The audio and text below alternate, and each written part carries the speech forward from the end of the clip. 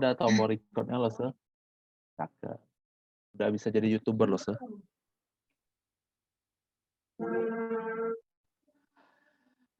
Oke, kita berdoa ya. Bapa dalam surga, kami bersyukur hari ini kami boleh berkumpul untuk sama-sama belajar mempersiapkan bahan minggu ini.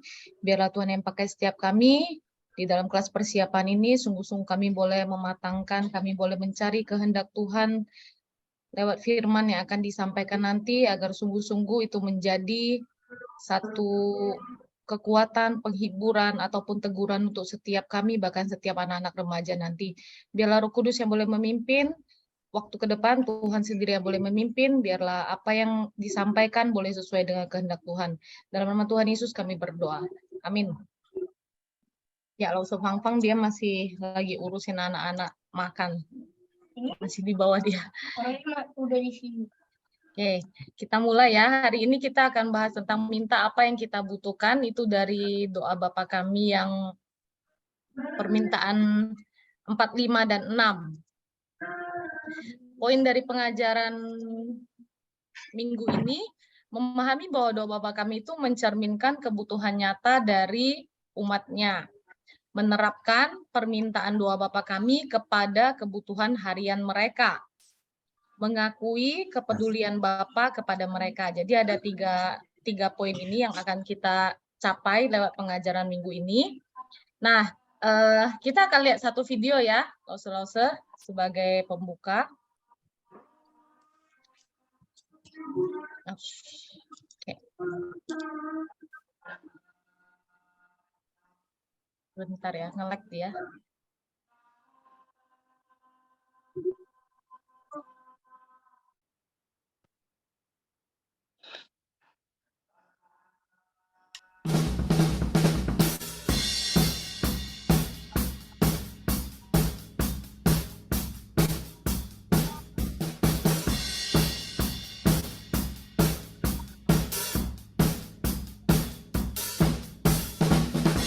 Dear God, thank you for your goodness.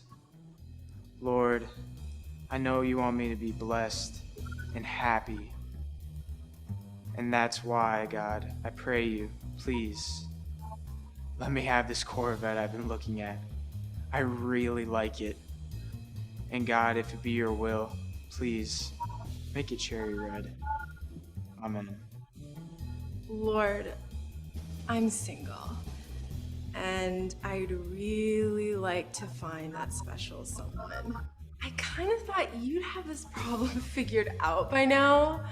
Anyway, now is the time, Lord. Make it happen. Bring me a man. Lord, I know it is your desire to make your children happy, and I've got a situation here. All of my neighbors have gotten in-ground pools. I'm the only one on the block that doesn't have one. God, you can do better than this. As you know, Lord, I just released my first album, and it's not getting the kind of attention I hoped for. God, I know that you are capable of anything. You're all powerful. So please, Lord, make my album trend. Make it trend, Lord, make it trend. Ignite social media with your holy fire, so that I may be glorified in all I do. Amen.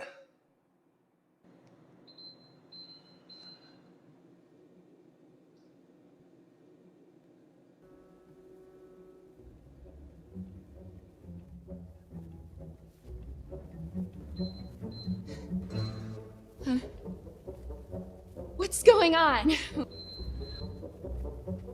Why isn't this working? Come on! I want this car! God, give it to me! Right now! Hello? Hello? I don't understand. Where's my pool? Why is this not working? What is wrong with this thing? God, what are you doing? I want this! What is going on?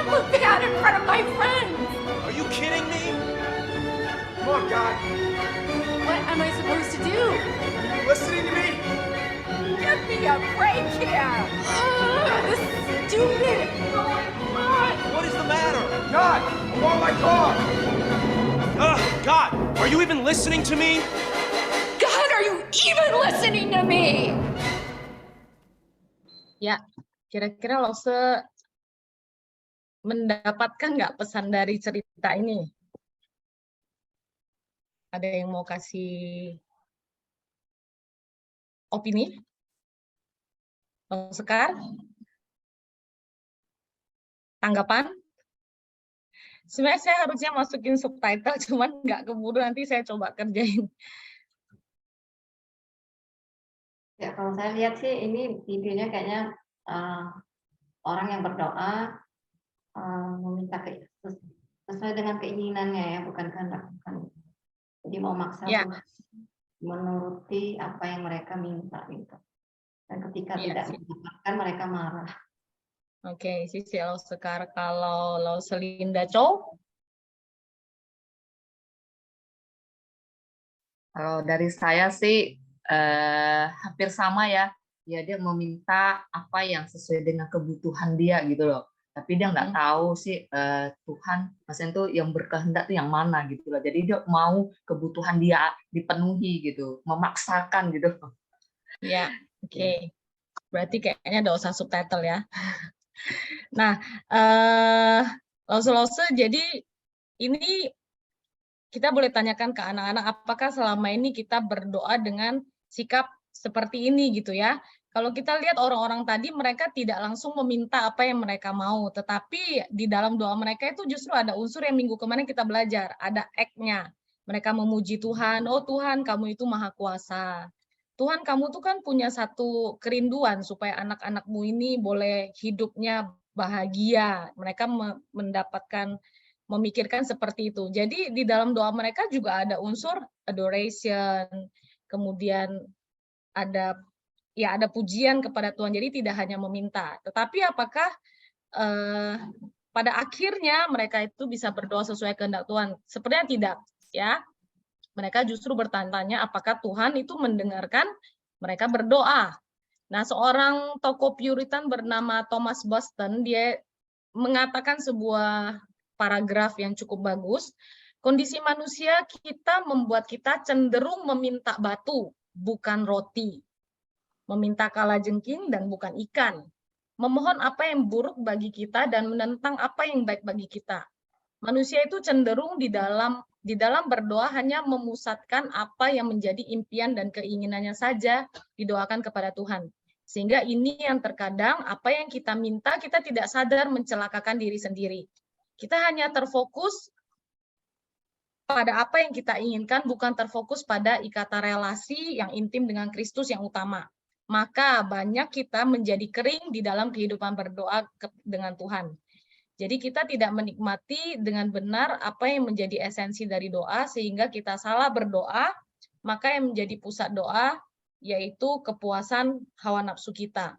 Ya, jadi dia katakan memang sebagai manusia kadang kita tidak menyadari atau bahkan kita menyadari yang kita minta itu sebenarnya batu bukan roti. Ya, yang kita minta itu justru pada akhirnya mungkin akan membuat kita memakai semua berkat itu lebih berdosa lagi kepada Tuhan. Nah, jadi bagaimana kita harus berdoa? Ya, jika demikian, doa seperti apa yang harus kita panjatkan kepada Tuhan? Minggu lalu kita sudah belajar satu bagian di mana kita harus berdoa untuk menyatakan kehendak Tuhan, merindukan kehendak Tuhan itu boleh jadi. Nah, hari ini kita akan melihat lanjutan doa Bapa kami. Minggu lalu kita belajar 3 poin ini. Bagaimana dikuduskan nama Tuhan, datanglah kerajaan Tuhan, jadilah kehendak Tuhan, itu melalui kehidupan kita. Ya, melalui kehidupan kita. Jadi kita tidak hanya berdoa saja, tetapi melalui kehidupan kita.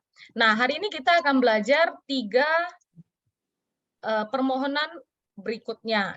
Di mana yang bagian pertama itu mengarah kepada vertikal ya, kepada Tuhan. Dan bagian kedua ini mengarah kepada permohonan untuk hubungan horizontal sesama manusia ataupun kita di bumi ini. Nah, kita akan melihat satu hal yang begitu unik, di mana di dalam doa yang mungkin kita selama ini lihat, kayaknya doa ini biasa-biasa aja ya, nggak ada sesuatu yang bagaimana gitu. Diucapin juga rasanya juga biasa-biasa aja. Tetapi di dalam doa ini justru kita melihat bagaimana Allah itu memperdulikan hidup kita sedemikian detail, ya. Jadi ketika kita sudah berdoa kepada Tuhan dalam aspek vertikal hubungan kita kepada Tuhan, Tuhan ajarkan di dalam satu doa yang tidak begitu panjang ini justru juga Tuhan memperdulikan kehidupan kita masa sekarang, masa lalu kita, dan masa depan kita. Jadi kita melihat di masa sekarang, di hari ini Tuhan ajarin kita mintanya apa sih? Minta makanan yang secukupnya. Dan untuk hal-hal yang sudah lewat, Tuhan ajarin kita apa sih? Pengampunan. Dan untuk hal-hal ke depan yang belum terjadi, Tuhan mau kita berdoain apa? Kita doakan apa sih? Kita doakan supaya kita tidak dibawa ke dalam pencobaan. Jadi kita melihat bagaimana doa yang diajarkan Kristus itu begitu sempurna, ya, sehingga dalam seluruh aspek baik fisik, baik jiwa, Allah sudah mengaturnya untuk kita sehingga kita boleh memohon kepada Tuhan. Jadi ini satu doa yang begitu baik, begitu sempurna. Ya, kita akan melihat satu poin demi satu poin. Nggak usah, sebentar ya.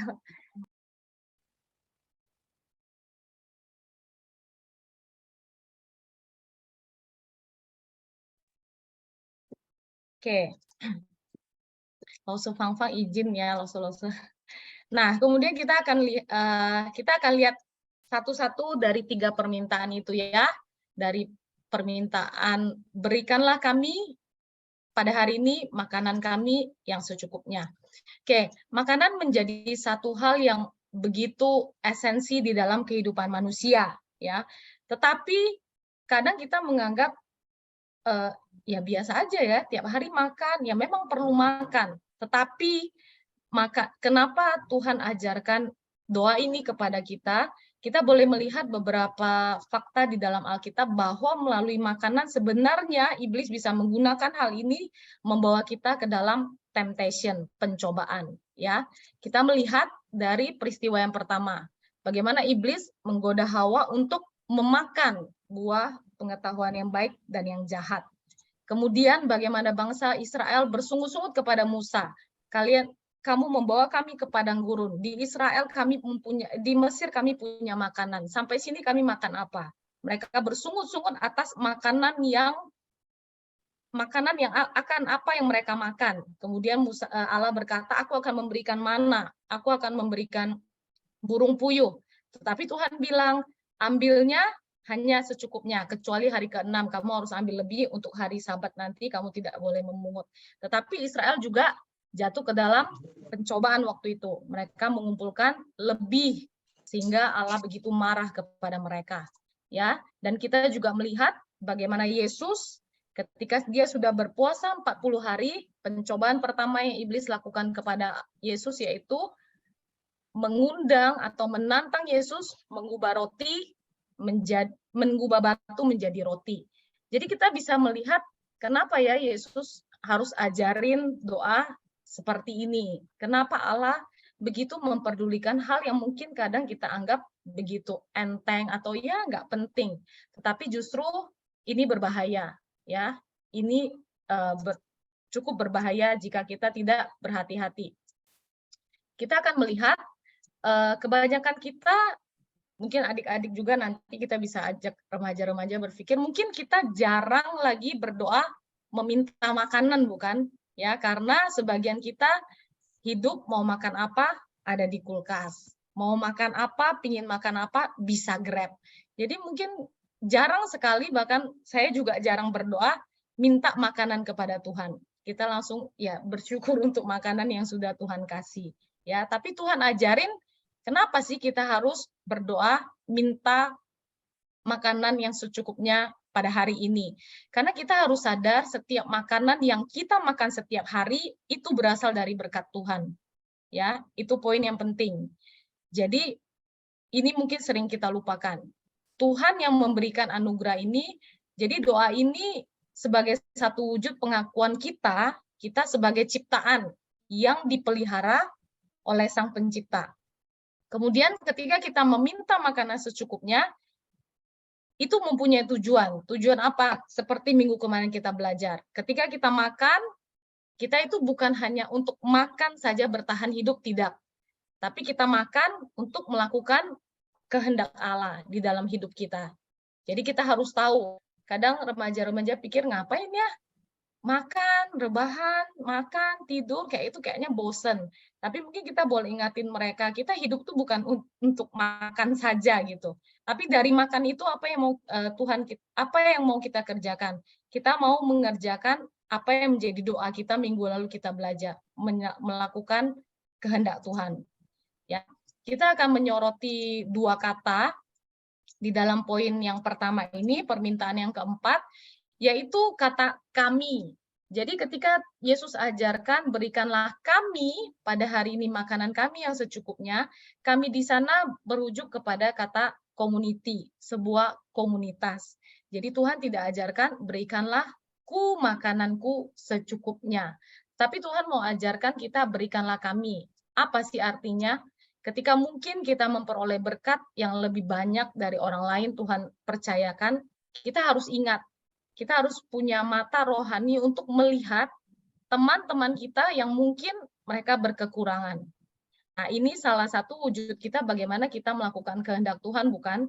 Jadi, ketika kita menaikkan doa ini, kita harus tahu bahwa ya Tuhan itu pelihara kita, dan ketika kita diberkati lebih ataupun tidak, kita boleh memiliki mata rohani untuk boleh melihat teman-teman kita yang mungkin pada saat itu membutuhkan atau mungkin saat itu kekurangan.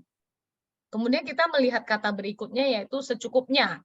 Nah, secukupnya ini mungkin sekarang sudah tidak terlalu populer ya, karena orang hidup sekarang punya tabungan, kalian punya sesuatu hal yang serepnya gitu. Tidak, sepertinya secukupnya sudah tidak terlalu populer. Tetapi kata ini penting. Kenapa? Karena kata secukupnya ini sebenarnya untuk mengekang dosa ketamakan, ya. Cukup artinya apa? Kita belajar bersyukur untuk setiap porsi yang sudah Tuhan berikan kepada kita setiap hari. Misalnya ketika ada orang makan nasi, tempe, dan sambal misalnya ya, dia merasa itu sudah cukup bagi dia. Tetapi ada orang yang merasa, oh enggak, harus ada daging, harus ada apa, bla bla bla, itu baru kecukupan bagiku. Maka Salomo, seorang yang begitu kaya, dia mengatakan ketika kita mendapat makanan dari Tuhan, itu berkat Tuhan. Tetapi ketika kita mampu menikmatinya, itu berkat lain lagi. Ya, itu berkat lain lagi. Jadi bagaimana kita harus memiliki seni hidup contentment-nya, kita harus mencukupkan diri kita dengan apa yang sudah Tuhan berikan kepada kita, dengan apa yang sudah Tuhan porsikan kepada kita. Jadi ini maksud dari poin yang pertama ini, berikanlah kami pada hari ini makanan kami yang secukupnya. Maka doa ini menjadi doa yang memang setiap hari menyatakan kebergantungan kita kepada Tuhan. Kemudian kita akan melihat permintaan berikutnya. Dan ampunilah kami akan kesalahan kami seperti kami juga mengampuni orang yang bersalah kepada kami. Nah, ini mungkin nanti kita bisa ajak anak-anak tunjuk mereka yang baca ya, jadi kita tidak ini. Nah, waktu kita membaca kalimat ini, mungkin kita boleh pancing anak-anak dulu ya. Menurut kalian ada sesuatu yang terbalik nggak di dalam kalimat ini gitu? Ampunilah kami akan kesalahan kami seperti kami juga mengampuni orang yang bersalah kepada kami. Jadi ketika kita membaca kalimat ini mungkin kita pikir ya, Tuhan itu kayak kasih syarat ya, ampuni kami seperti kami mengampuni orang yang bersalah kepada kami. Berarti kalau saya tidak mengampuni orang yang bersalah kepada saya, maka saya tidak akan mendapat pengampunan Tuhan. Ya, kalau kita cerna kalimat tadi kan seperti itu. Ampuni kami akan kesalahan kami seperti kami mengampuni orang yang bersalah kepada kami. Jadi seolah-olah ketika kita ampuni, oh Tuhan akan ampuni. Kita tidak ampuni, Tuhan tidak ampuni. Apakah maksud dari doa yang diajarkan Yesus itu adalah seperti itu? Nah, kita akan lihat sama-sama. Doa ini diajarkan kepada murid-murid yang terpilih waktu itu. Dan sekarang kepada orang-orang yang sudah dilahirbarukan, orang-orang yang sudah memiliki Roh Kudus, orang-orang yang sudah diampuni oleh Kristus. Ya, pengampunan kekristenan itu bukan berdasarkan orang itu berubah, tetapi berdasarkan hutang kita sudah dilunaskan oleh Yesus Kristus di atas kayu salib. Jadi kita melihat ketika doa ini diajarkan kepada orang-orang yang memang sudah diampuni oleh Kristus, kita harus tekankan kepada anak-anak bahwasanya ketika kita bisa mengampuni, itu karena kita terlebih dahulu sudah menerima pengampunan dari Allah. Jadi kalimat doa Yesus ini bukan sebuah pattern. Kalau ini berarti ini, bukan seperti itu. Tetapi ini diajarkan kepada murid-murid, yaitu orang-orang yang sudah hidup berbuah. Orang-orang yang sudah hidup merasakan, mengalami pengampunan yang Yesus sudah kerjakan bagi hidup mereka. Sehingga itu yang memampukan mereka untuk mereka boleh mengampuni orang lain. Ya, jadi pengampunan itu adalah tanda kesejatian seorang murid, ya. Kondisi hidup yang benar di hadapan Allah, dan pengampunan itu merupakan tugas dari anak-anak Allah. Jadi kita melihat bagaimana Yesus ajarkan pengampunan ini begitu penting. Ini bagian dari past yang sudah terjadi, yang sudah lewat. Harus ada relasi yang dibereskan. Ya, ketika ada salah paham ataupun sesuatu yang menyakitkan, Tuhan bilang itu harus diselesaikan. Kenapa? Kita itu sudah menerima pengampunan dari Kristus. Ya, kita sudah menerima anugerah keselamatan itu. Jadi Spurgeon menyatakan, ketika orang lain berkata bahwa kita itu jahat, berkata bahwa dirimu itu jahat, engkau jangan marah kepadanya. Karena apa? Engkau pasti lebih jahat daripada yang dikatakan orang itu. Ya, Spurgeon mengatakan seperti itu. Karena mungkin kita gampang tersinggung, kita langsung marah, tetapi Spurgeon bilang tahan dulu. Sebenarnya kalau kita mau menyelidiki hati kita, sebenarnya kita lebih jahat dari yang orang itu bilang.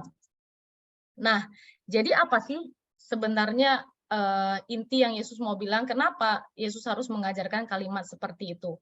Jadi mungkin setiap hari atau bahkan setiap minggu ketika kita datang beribadah ke gereja, itu kita meminta pengampunan atas dosa kita. Namun, ketika kita belum mengampuni sesama kita, sesungguhnya kita tidak layak mengucapkan kalimat ini. Kenapa? Karena pengampunan itu sebenarnya adalah dalam tanda kutip lifestyle-nya murid-murid Kristus. Ya, jadi kenapa Yesus mengajarkan doa, dan ampunilah kami akan kesalahan kami seperti kami juga mengampuni orang yang bersalah kepada kami. Itu bukan syarat. Tetapi Yesus mau bilang, ketika kamu belum bisa mengampuni orang yang bersalah kepada kamu, sesungguhnya kamu tidak layak untuk datang kepadaku berdoa meminta pengampunan. Jadi ini PR yang paling sulit mungkin ya. Kita mungkin bisa pikir juga, atau kita ajak anak-anak pikir setiap minggu kita doa pengakuan dosa. Tetapi apakah relasi kita dengan sesama kita itu sudah beres? Ya, atau tiap minggu kita pengakuan dosa, Tuhan ampuni, sebenarnya masih ada relasi yang belum beres dengan sesama kita. Masih ada kita membenci teman kita, masih ada kita mungkin ingin balas dendam dengan teman kita. Jadi Tuhan bilang apa? Bereskan itu dan datang kepadaku, kita mohon ampun atas dosa yang kita lakukan. Jadi ini satu kalimat yang menurut saya pribadi begitu dalam artinya ya, dan satu PR juga yang begitu sulit ya. Karena ketika kita datang memohon ampun kepada Tuhan, dan jikalau kita belum membereskan hubungan kita dengan sesama, sesungguhnya kita tidak layak untuk mengatakan kalimat ini. Ada satu cerita nyata terjadi di wilayah barat ya. Ada saudara kembar Jadi mereka ini saudara kembar buka toko ceritanya. Kemudian karena hari itu pelanggan begitu ramai, kemudian ada yang membayar $100 terus ditaruh di meja. Jadi karena ramai jalan sana jalan sini melayani pelanggan. Kemudian setelah mulai sepi, si kembar pertama si A bilang, "Lah, tadi duit yang di atas meja ini di mana?" Si B bilang, "Loh, saya nggak tahu, saya nggak ambil." Kemudian A bilang, "Kamu pasti bohong, kamu yang ambil." Si B bilang, "Enggak, saya nggak ada ambil." Ribut mereka, kemudian ribut, tidak ada yang mau mengaku. Dari permasalahan itu, mereka tidak mau saling mengampuni. Akhirnya 15 tahun mereka tidak bicara sama sekali. Hanya karena uang $100 yang mereka saling tuduhkan, mereka prejudice ya, mereka menghakimi sesama mereka, kamu yang ambil, tetapi sebenarnya kita tidak tahu siapa yang ambil. Kemudian 15 tahun mereka sama sekali tidak menegur satu sama yang lain, seperti seolah-olah bermusuhan. Tapi dalam waktu 15 tahun itu, satu hari ada satu orang yang masuk berjalan ke toko mereka. Orang ini bilang dengan suara yang begitu gemetar, dia mengatakan bahwa hati nurani saya tidak tenang selama 15 tahun ini. 15 tahun yang lalu karena suatu alasan saya mencuri uang $100 dari dalam toko kalian. Kemudian ini saya kembalikan $100 yang saya curi 15 tahun yang lalu. Kemudian kita bisa bayangkan bagaimana reaksi kedua orang kembar ini.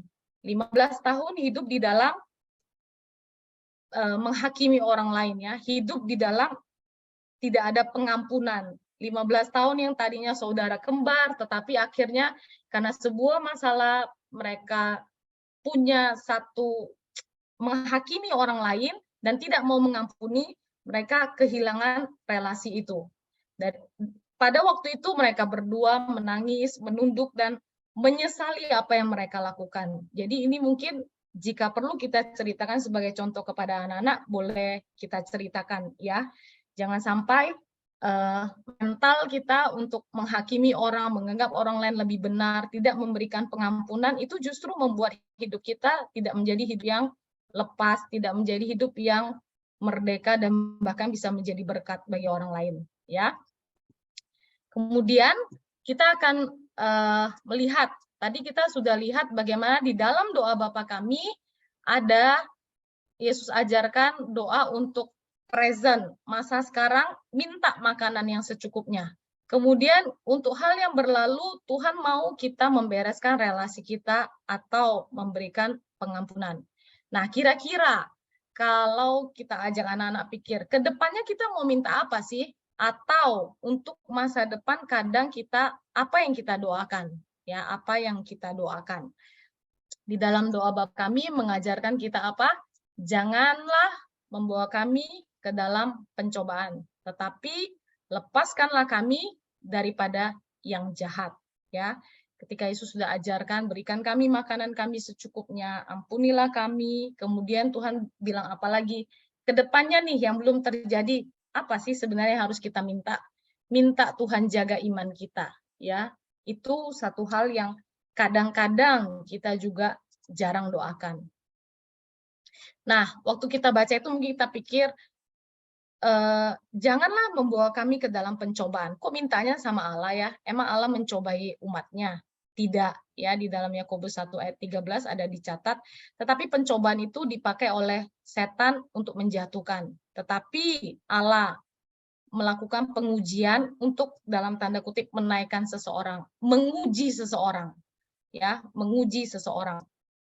Kita bisa melihat dalam beberapa bulan lalu kita cerita tentang Ayub. Mungkin kita bisa tanya kepada Ayub ya, tanya kepada anak-anak ya.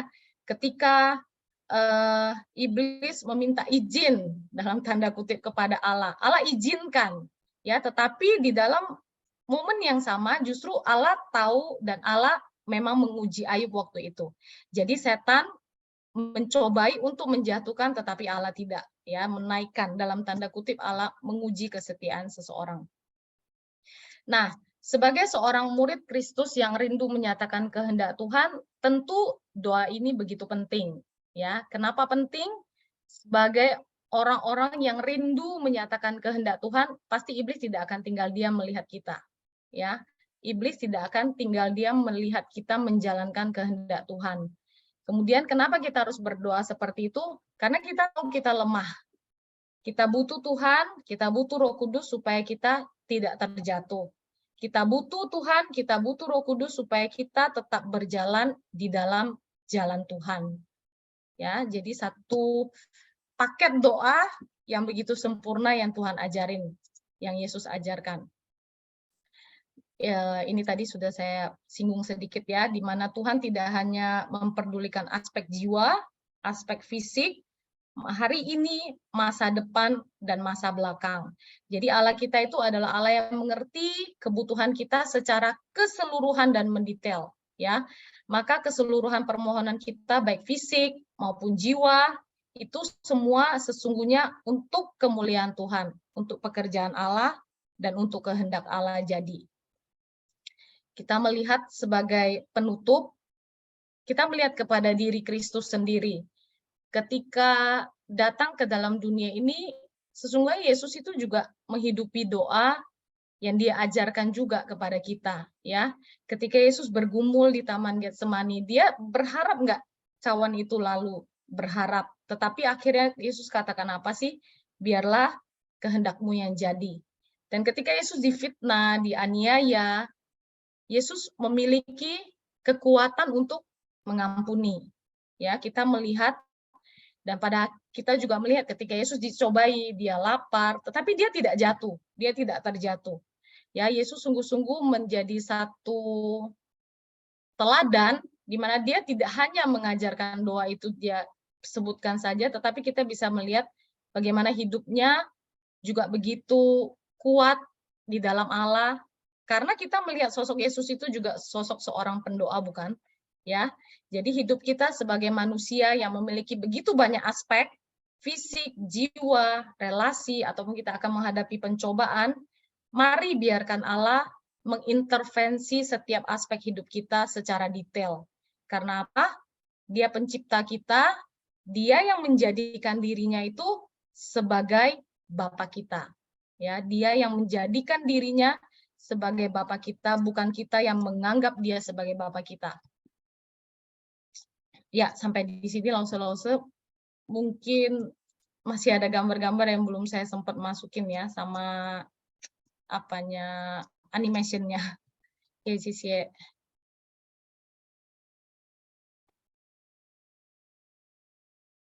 Iya, terima kasih Lose untuk presentasinya ya. Boleh kasih boleh give applause, ya, boleh kasih reaction, boleh kasih live juga dari rumah masing-masing.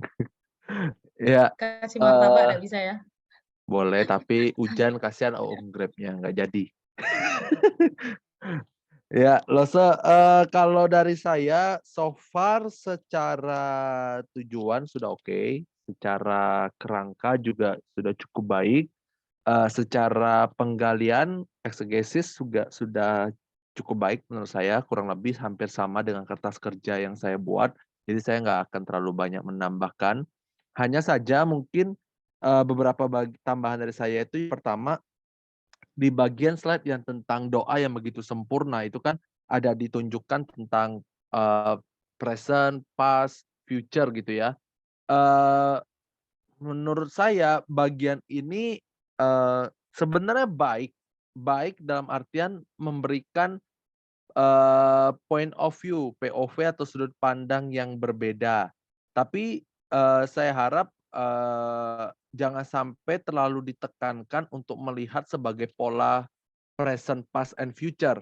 Karena nanti takutnya mereka hanya akan anggap doa yang tentang hari ini adalah ya ini, minta makanan aja gitu, tanpa perlu memikirkan minta pengampunan ataupun meminta bagaimana mereka harus dihindari dari pencobaan itu. Gitu. Maksudnya jangan sampai nanti mereka punya polanya, oh yaudah melihat doa yang begitu sempurna, mengkaitkan dengan past, present, dan future-nya, nanti mereka akhirnya terkotak di dalam pemikiran mereka untuk melihat, berarti ketika saya berbicara tentang kebutuhan hari ini, setidaknya itu hanya sebatas tentang kebutuhan. Sedangkan kita perlu ajarkan juga bagaimana di dalam kebutuhan hari ini pun mereka perlu yang namanya pengampunan itu. Atau misalnya dilindungin, dijagain jangan sampai jatuh juga gitu. Saya ngerti maksudnya tentang pembagian ini, cuman kalau saya yang jadi anak-anaknya saya takutnya punya pemikiran yang akhirnya terkotak-kotak gitu. Tapi sekali lagi ini baik untuk disampaikan sebagai bentuk point of view yang berbeda. Itu yang pertama dari saya. Kemudian di bagian yang masih di bagian soal apa, berikanlah kami pada hari makanan yang secukupnya itu kan ada di slide tadi yang ada tulisan tujuannya itu ditekankan juga tadi sama Lost Shirley bahwa bagian kehendak Tuhan ini kan harus dikaitkan dengan pelajaran sebelumnya ya. Nah itu sangat baik sekali untuk ditekankan, tapi jangan hanya dikatakan untuk melakukan kehendak Tuhan itu saja yang kita kaitkan dengan poin yang sebelumnya.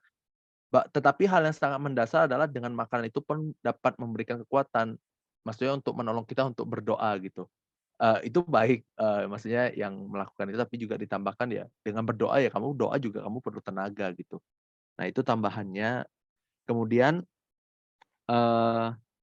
tadi di bagian yang pengujian, yang bagian temptation itu kan ada ditulis di slide itu kan menaikkan seseorang gitu ya.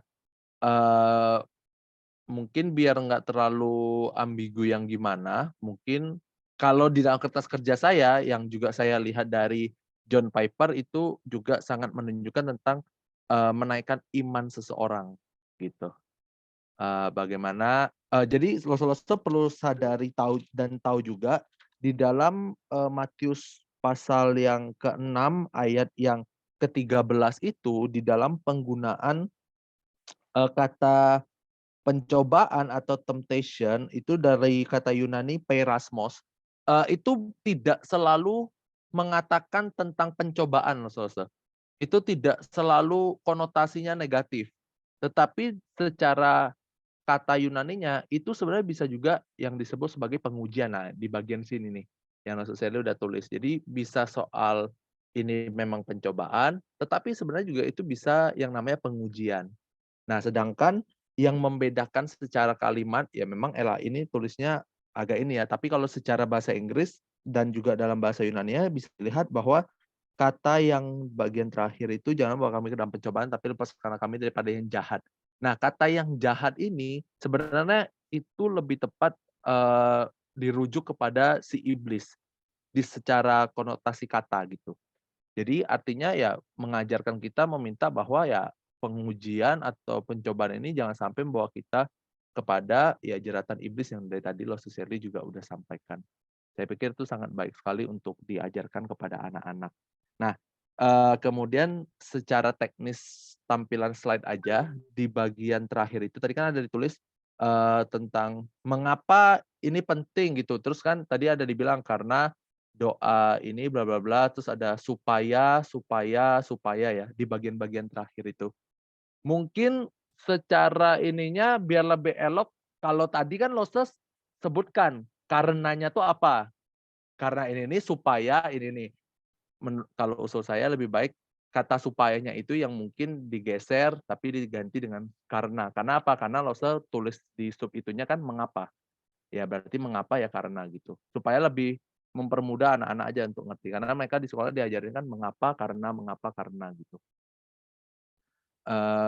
Kemudian di bagian terakhir itu kan Losa ada masukin bagian tentang kristosentrisnya ya, tentang melihat pribadi Yesus Kristus yang juga istilahnya mengalami hal itu dan menunjukkan sebagai role model dan sebagainya. Saya pikir selain daripada kristosentris itu juga perlu ditunjukkan tentang Injil itu sendiri sebagai suatu koneksi kepada Injil supaya mereka mengerti juga bahwa sekali lagi ketika kita pun berdoa demikian itu bukan karena kita mampu, karena kita makan akhirnya kita bisa berdoa. Tetapi sekali lagi yang membawa kita bisa menikmati dan juga berdoa seperti itu adalah itu karena Injil itu sendiri. Maka Injil bukan berarti selalu mendorong kita untuk apa yang harus kita lakukan, tapi tentang apa yang Tuhan sudah lakukan buat kita. Apa yang Tuhan sudah lakukan kepada kita? Kita call back lagi pelajaran bab 1 tadi, yang welcome to the family, tentang adopsi itu. Sehingga kita punya satu frame yang cukup kuat untuk menunjukkan kenapa kalian berdoa. Kenapa harus berdoa meminta kehendak Tuhan? Kenapa harus berdoa dengan apa yang tadi saya sudah sampaikan? Sekali lagi itu untuk menunjukkan tentang ya inilah relasi kita. Dan ketika kita berdoa seperti ini bukan karena kita melakukan sesuatu sehingga kita bisa seperti ini, tapi karena Injil yang menolong kita demikian. Sehingga di dalam kebutuhan sehari-hari kita percaya karena Injil ya Tuhan akan sediakan, Tuhan yang akan memelihara. Di dalam aspek-aspek yang lain pun juga Tuhan pasti akan tolong. Seperti yang tadi Sally juga udah jelaskan. Saya pikir tambahannya di bagian situ, sama satu lagi yang saya lupa. Di bagian yang ampunilah kami akan kesalahan kami seperti kami juga mengampuni orang yang bersalah kepada kami. Nah, di bagian ini saya pikir perlu sangat menekankan tentang yang namanya grace, anugerah. Karena di situ ada suatu permintaan ampunilah kami gitu. Ketika dikatakan ampunilah kami dan kita mengajar orang-orang untuk melakukan itu, bahkan setiap kita juga mendoakan ampunilah kami ketika kita minta sama Tuhan, itu menunjukkan suatu iman bahwa hanya Tuhan yang dapat mengampuni kita. Dan bagaimana Tuhan dapat mengampuni ya melalui anugerah Tuhan bagi setiap kita. Jadi ketika itu pun dikatakan ampunilah kami seperti kami juga mengampuni orang yang bersalah kepada kami, ya kata John Piper, ini bukan hanya soal kontradiksi saja, tapi sebenarnya ini juga menunjukkan tentang suatu harapan bagaimana orang-orang yang mungkin belum percaya itu pun juga dapat mengalami yang namanya anugerah Tuhan di mana mereka mendapatkan pengampunan gitu. Itu aja sih Lose untuk tambahan dari saya. Selebihnya overall udah sangat baik. Terima kasih. Silakan contoh Yudis. Ya, kalau dari saya udah baik juga. Tadi melihat dari ada banyak tambahan dari contoh Christopher. Terus mungkin aku tambahkan juga melihat tadi present, future dan past itu terkhusus dari yang ayat 11. Bukan kami pada hari ini juga nanti bisa merujuk kepada di Lukas 11 ayat 3 itu tentang berikanlah kami setiap hari makanan kami yang secukupnya. Jadi bukan tentang hari ini, doa makanan itu tentang hari ini. Tapi berikanlah kami setiap hari itu kebutuhan yang terus-menerus gitu, kebutuhan yang akan terus Tuhan cukupkan gitu. Di mana Lukas 11 juga berbicara tentang hal itu, tentang hal berdoa. Lalu itu sih, mungkin aku juga ingin memperlihatkan satu video gitu ya, yang baik gitu. Mungkin bisa aku coba share screen.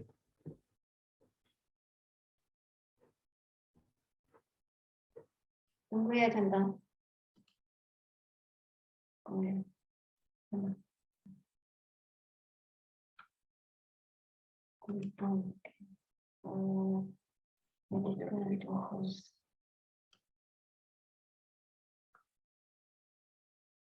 Udah Contoh.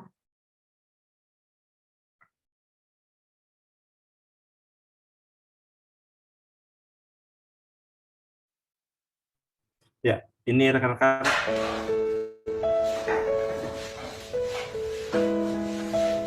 Tapi kita lihat gitu.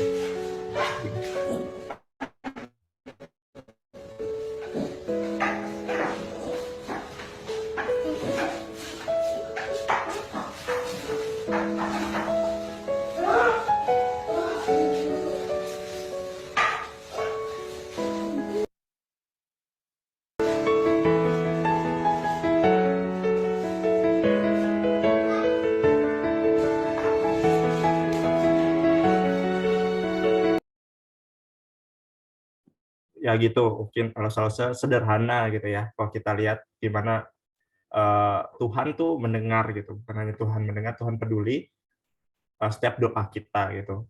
Orang-orang yang deaf kids gitu, yang tidak bisa berbicara pun dia berdoa dengan gaya dia gitu. Dia berani untuk gaya seperti itu. Mungkin bisa dia masukkan sebagai ilustrasi gitu.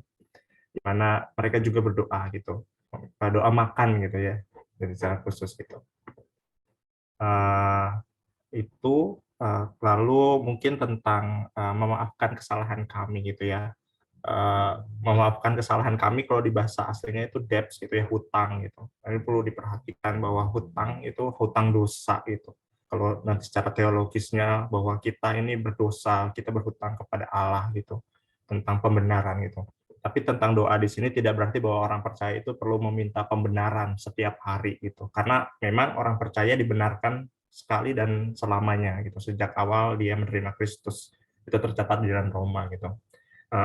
Sebaliknya doa untuk pemulihan tentang persekutuan pribadi dengan Allah, ketika persekutuan itu doa itu ya tentang persekutuan kita dengan Allah itu dihalangi oleh dosa gitu. Kalau kita lihat ya ayat 4, Efesus 4:30 dikatakan bahwa segala dan dengarnya beroleh kasih karunia, janganlah kamu mendukakan Roh Kudus menjelang hari penyelamatan. Artinya kita masih di dalam pengudusan gitu, dalam kita menjelang hari itu. Jadi mungkin kita masih dalam berdosa gitu, tapi maksudnya di sini adalah kita perlu dibaharui terus sama oleh Allah gitu. Aku suka dengan kata-kata yang mengatakan seperti ini, mereka yang telah menerima pengampunan sangat tergerak oleh rasa syukur kepada Tuhan, sehingga mereka juga dengan penuh semangat mengampuni orang-orang yang bersalah kepada mereka. Ya, mungkin itu sih dari aku tambahannya gitu. Selebihnya mungkin kita perlu mendaratkan itu semua kepada anak-anak gitu. Bagaimana mereka mengampuni orang lain dan sebagainya gitu. Meminta makanan, minta berkat dari Tuhan gitu dan sebagainya. Oke, thank you, Contoh. Dari lose-lose yang lain ada tambahan atau ada insight, ide?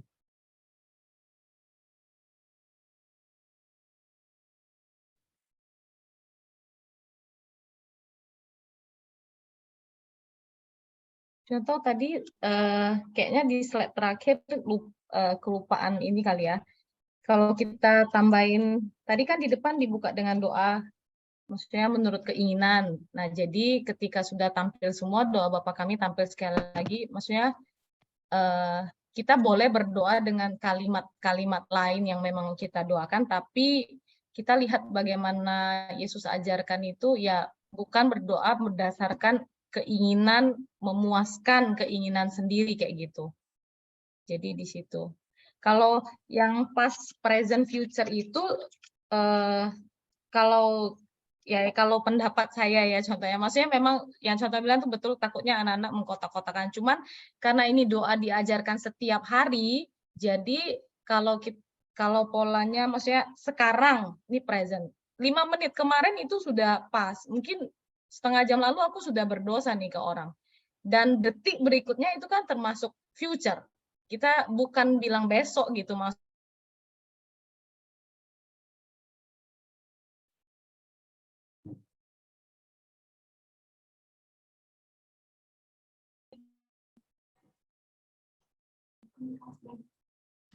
Itu cara ya, kilas lagi. 5 menit ke depan kita tidak tahu kita masuk ke dalam pencobaan. Itu kan sudah termasuk future gitu. Betul. Itu yang maksud saya, Losa. Yang Ya, saya jadi ingin trigger takut. untuk Losa jelaskan lebih lanjutnya itu di bagian Ya, itunya.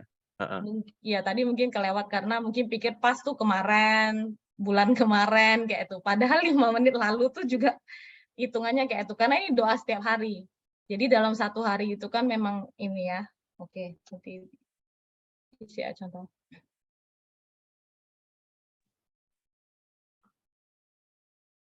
Ini kalau saya lihat ya, ini ada hubungan dengan pelajaran kita minggu lalu ya. Jadi dikuduskan namamu, kalau kita berbicara di dalam implementasinya, yaitu makanan kami secukupnya. Jadi kita diajarkan untuk tidak tidak tamak gitu ya, tidak menjalankan kehidupan yang berdosa terus begitu. Jadi ini bisa, saya melihatnya seperti itu ya. Jadi yang di atas itu mempengaruhi kita di dalam keinginan pribadi kita, jadi doa ke bawahnya itu. Jadi kemudian kita melihat mengenai kerajaan Allah, ya kita tentu harus melakukan kehendaknya begitu ya di dalam implementasi kehidupan kita sehari lepas hari. Kemudian jadilah kehendakmu di bumi seperti di sorga gitu ya. Nah ini ada hubungannya ya di atas dengan yang di bawah. Itu hal yang di bawah itu harus memetakan apa yang kita katakan kemarin, dikuduskanlah namamu, datanglah kerajaanmu, dan jadilah kehendakmu di bumi seperti di sorga. Contoh yang mengenai apa nih tadi, yang Tuhan Yesus itu menarik ya, yang terakhir sekali, yang kira-kira apa, bagian terakhir, yang doa Tuhan, bagaimana Yesus juga hidupnya, hidup yang berdoa ya. Nah ini betul ya. Jadi kita melihat dia bergumur melakukan kehendak Bapa ya. Dia sebenarnya mampu untuk melakukan apa yang pencobaan yang dialami itu dia bisa atasin.